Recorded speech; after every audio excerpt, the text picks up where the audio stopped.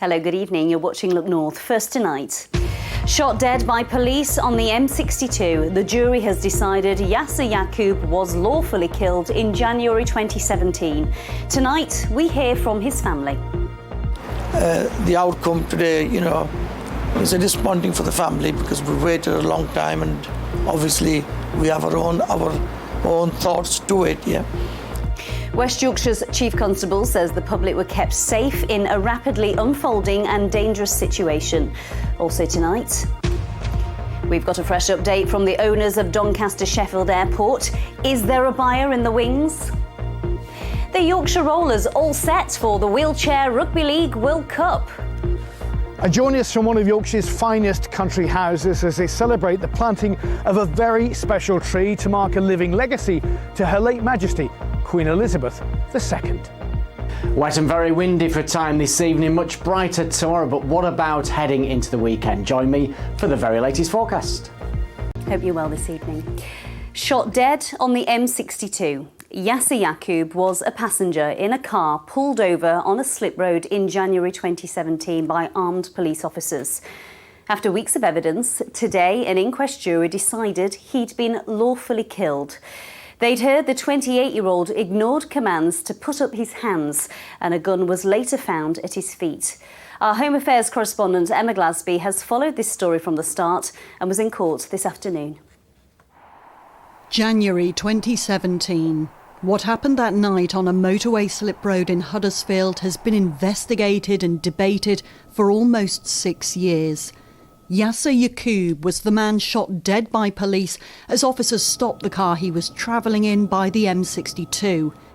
The 28-year-old was described by his family as a kind, caring and loving brother and father, but described by police intelligence as a highly active criminal with strong links to firearms and drugs. He died from catastrophic blood loss after 3 shots were fired through the windscreen. At the inquest, the officer who fired those shots, codenamed V39, said Yasser Yaqub had ignored his commands to show me your hands and instead crouched down and brought up a handgun. A gun was later found in the footwell of the car. After a 6-week inquest, the jury has this afternoon returned a verdict of lawful killing. The jurors decided the armed officer who fired the fatal shots, V39, was acting in self-defence and did use reasonable force. The jurors unanimously decided the decisions by West Yorkshire Police to authorise and maintain a firearms authority and to carry out that covert enforced stop were reasonable decisions.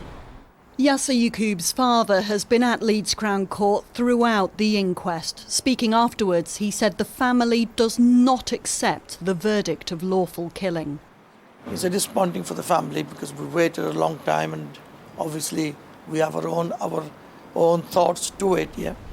Why do you not accept the verdict of lawful killing? Because after listening to all the evidence, there was nothing pointing towards him.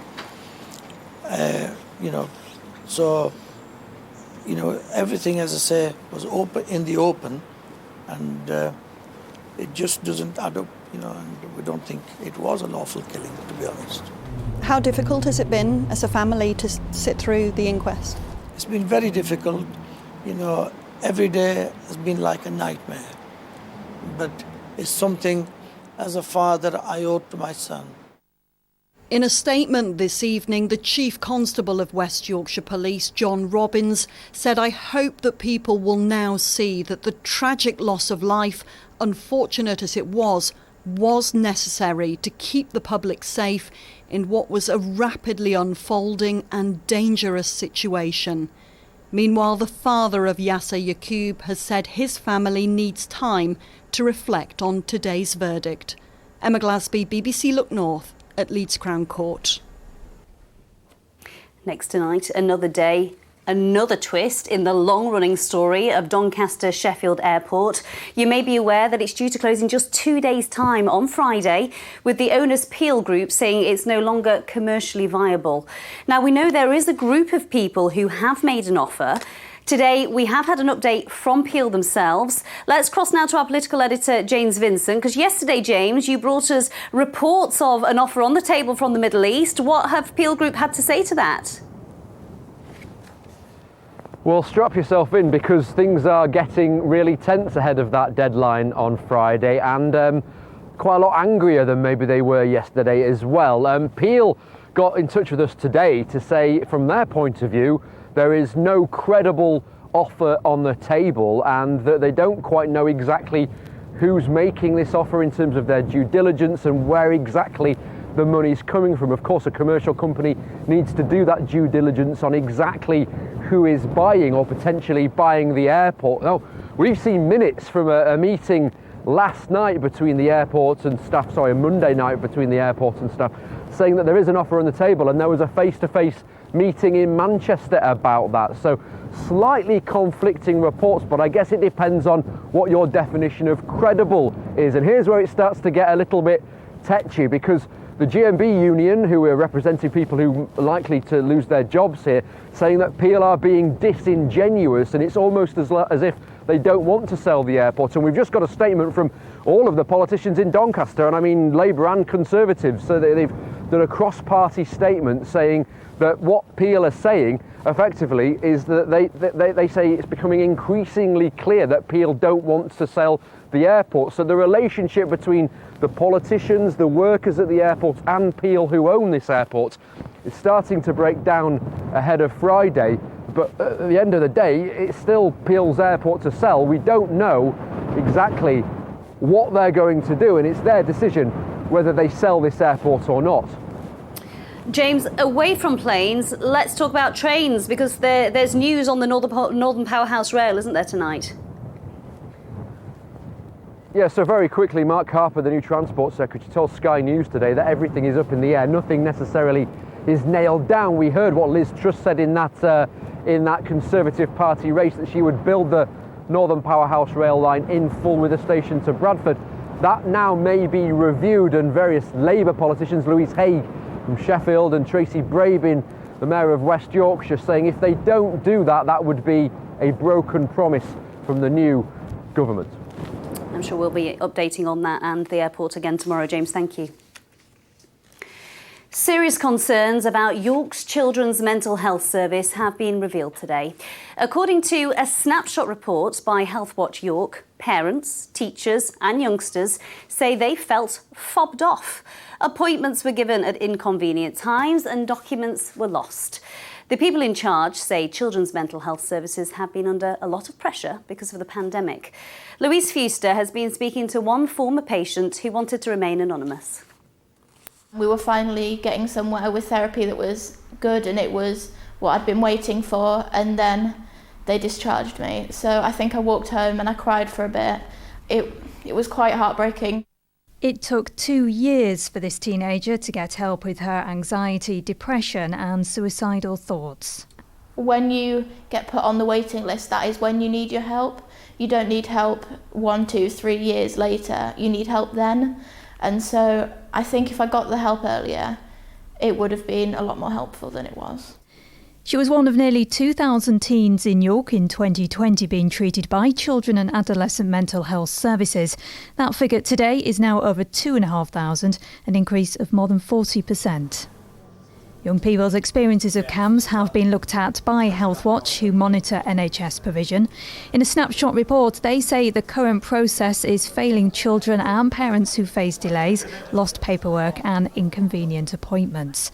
Mental health charity York Mind worked with Healthwatch York on the report. We need to be able to be honest with young people about what is out there for them and what is available to them. And I think what the Healthwatch report does kind of highlight is the fact that young people don't get the support they need when they need it. And most importantly, when they do get the support, there isn't the follow-up, there isn't the communication with them, and when they deserve it. Tees Escombe with Valleys NHS Foundation Trust told us in a statement, children's mental health services across the country have been under a lot of pressure because of the pandemic, and there are times we cannot see people as soon as we would like. York High School say they're seeing more students come to them for mental health support. We have QR codes around school, particularly on the back of the toilet doors, where pupils might feel a little bit more comfortable reporting or asking to speak with someone rather than going to the pastoral office. Can be quite busy, can be daunting, particularly if someone's feeling anxious. We felt that was one way or another tool that pupils can use to access that support. While schools do what they can to help, campaigners say the NHS needs to do more for children and young people's mental health. Louise Fewster, BBC Look North, York. Well, if you or someone you know has been affected by the issues that were raised in that report tonight, then you can contact the BBC Action Line. That's bbc.co.uk/action line for details of organisations which can offer you help and support. You're watching Wednesday's Look North. Still to come on tonight's programme. I'll be finding out how Speedway silverware could be coming to the Steel City tonight.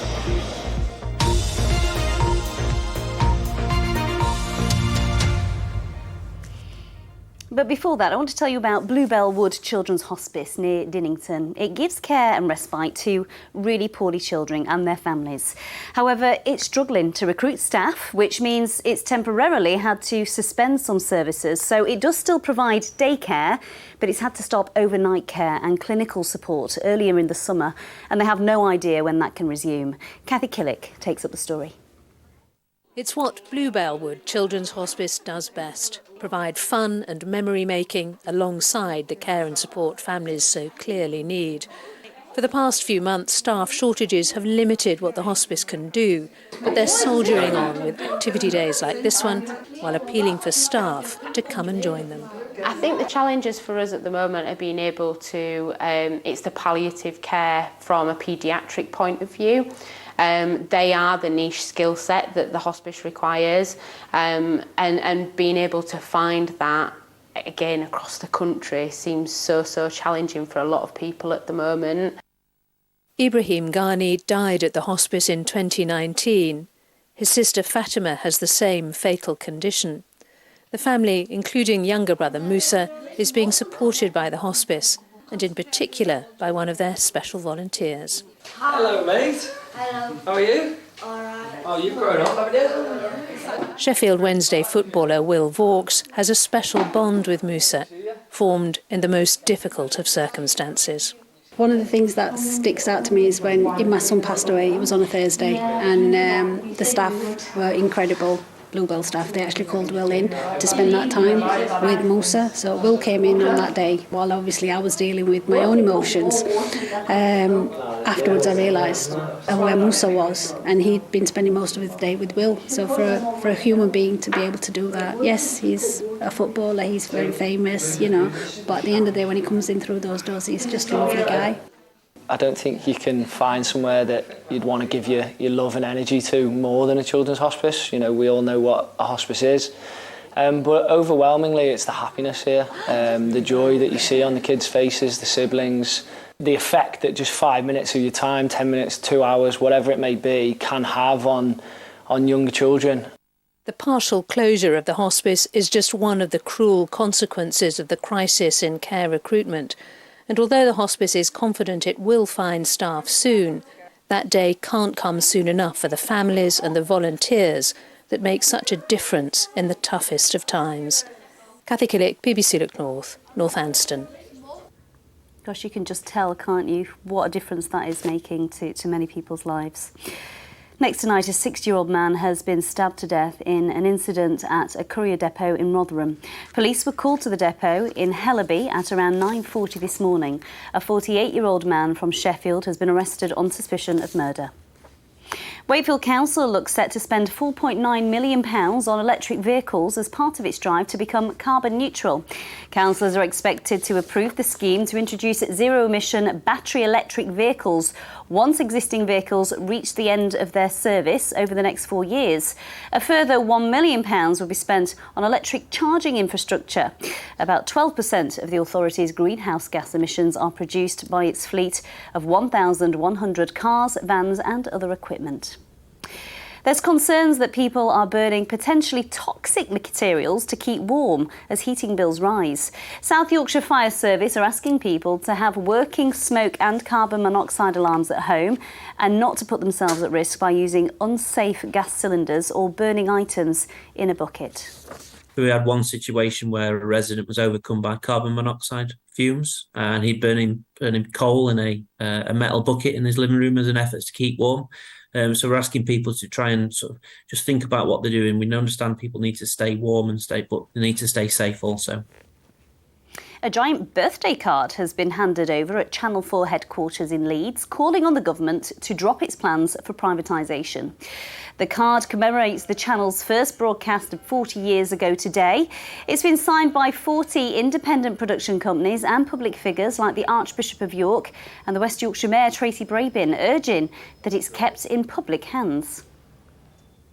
King Charles and the Queen Consort will visit our region next week for the first time in their new roles. They'll spend Tuesday in Bradford and in Leeds. On Wednesday, the King will unveil a statue of his late mother, Queen Elizabeth II, in York. The royal couple will also visit the newly created city of Doncaster.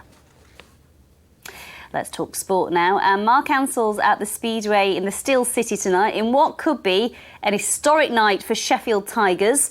Mark, what is going on there? Well, it's a huge night for Speedway here in Sheffield. You can see behind me the motorbikes are ready for action, but just take a look at this, the state of the track, because it's been really heavy rain here in Sheffield this afternoon and early evening, but we're told it should still go ahead, the fixture between Sheffield Tigers and Kings Lynn. Now, it's dangerous enough, this sport. They go up to 70 miles an hour racing around this inner track, but the rain just makes it that bit more dangerous. Sheffield hold a lead over Kings Lynn, so they'll be hopeful of victory.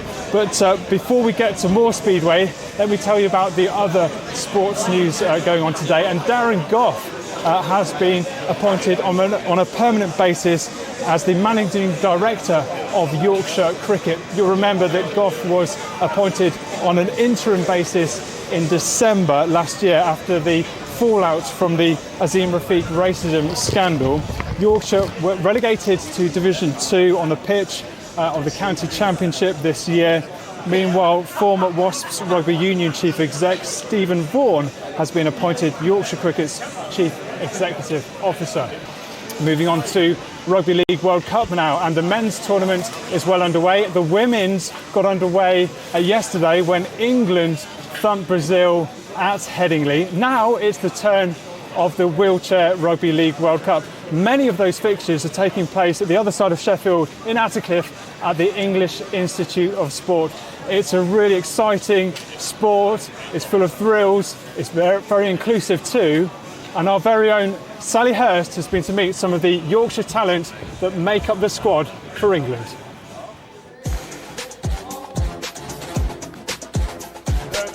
Rob Hawkins brings speed and agility to the team. This will be his first World Cup.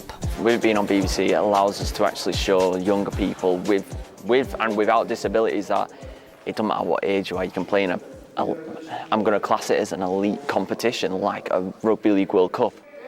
In this sport, teams are mixed. Men and women, disabled and non-disabled, play together. Nathan Collins switched from the running game to wheelchair as a teenager, a decision that's paying off now. It feels really good, it's always a massive honour to represent your country and, to do it on home soil in front of all family and friends. It just makes it a little bit more special. I think what a good role to get started in this World Cup. James Simpson can't wait to get started either. The Army veteran was picked as an ambassador for this World Cup long before it was delayed due to COVID and can hardly believe his moment has finally arrived. It's huge. I can't underestimate how big it is to have Wheelchair Rugby League involved in the tournament overall. For me as a player and a fan of the game, I love Wheelchair Rugby League. I love Rugby League, and for us as players to now be fully included with the men and the women and get put every 61 games, every minute live on TV, live on the BBC, for me it's just a huge opportunity for people to see our great game and fall in love with it like I did 10 years ago. 10 years ago, James was rehabbing after a tour in Afghanistan and the bomb blast that led to losing both his legs. Rugby league helped him adapt to a new way of life.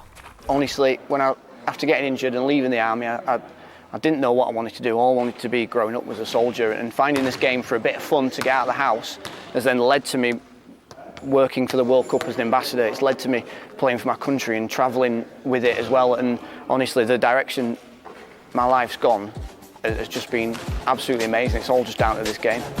This team are ready to show the world what they're made of. Sally Hurst, BBC Look North, Halifax.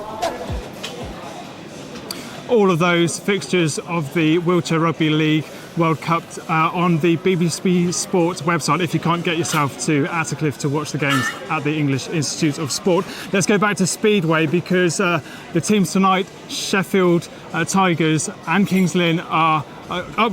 They're just challenging each other for a trophy tonight. There's been Speedway at this stadium since 1929 and it could be a historic night if Sheffield can win it. Let's have a chat with a couple of the team from Sheffield Tigers. Simon, first of all, you're the team manager. How big a deal would it be if you win tonight? Well, you just alluded to it there. 1929 we first started Speedway in Sheffield, so it's a big deal. We've predominantly been a second division team and we've progressed into the top flight, and it's the first chance or second chance this season of some silverware after missing out on the playoff final. So, and Kyle, you're the captain here. You'll be racing tonight. Just describe what it's like racing around this track behind us at 70 miles an hour up to speeds of. Yeah, it's obviously thrilling. It's a great feeling. Obviously, once you know what it's about, it's just an adrenaline rush, and it's one of the best to do. There'll be about 2,000 fans cheering you on here at Olerton tonight. Why do you think there's such a pull to watch this sport? Is it the noise? Is it the excitement? I think it's a combination of everything. You know, it's motorsport in a stadium where you can take in everything. You got the starts, the corners. It's actually the fastest track in the country. So we've got generations of fans coming here that are still following us. So we know we're blessed with lots of sport in Sheffield, but Sheffield Speedway is a great one. Great stuff. Best of luck tonight. They've got a 12-point advantage over Kings Lynn. And let me just show you the trophy, Amy. Look at this. They don't mess around here. Look at that. If Sheffield can win it, they'll take this home, and this will go down in history if they do it. Tapes up at 7:30. Kids, get in for £1. Back to you, Amy. I'm sure Mark will be spending the night there. Mark, thank you. We're going to go to Wentworth Woodhouse now, where a ceremony has taken place to remember the life of Her late Majesty Queen Elizabeth II. A young sapling taken from the spectacular Tree of Trees, which stood 21 metres tall outside Buckingham Palace, was planted today. It's part of the Treebilly, which aims to inspire planters of the future. Phil Bodmer has the story. The delight of afternoon tea amid the splendour of the Long Gallery at one of Yorkshire's finest country houses. So it's a special thank you to you, really, and to honour the work that you do and others do in the garden, that you will be planting the tree for us today. In the appropriately regal setting of Wentworth Woodhouse near Rotherham, they gather to celebrate the planting of a tree with a royal connection.